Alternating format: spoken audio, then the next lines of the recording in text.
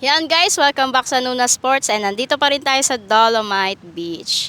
Yan kuya, anong pangalan mo? Jan Ray po. John Ray. May 3 questions kami and pag nasagot mo ng tama yun is meron kang 100 pesos. So G ka ba? Ito par.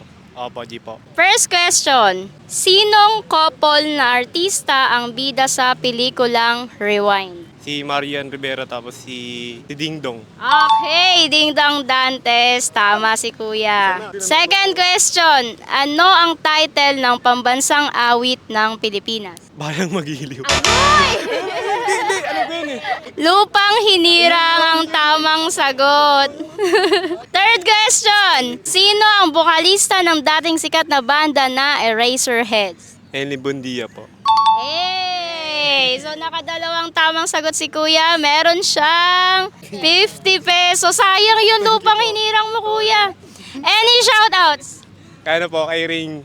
Kay Rain po. Yun Kasananay lang. ko po. Asan mama mo? Yari po ako.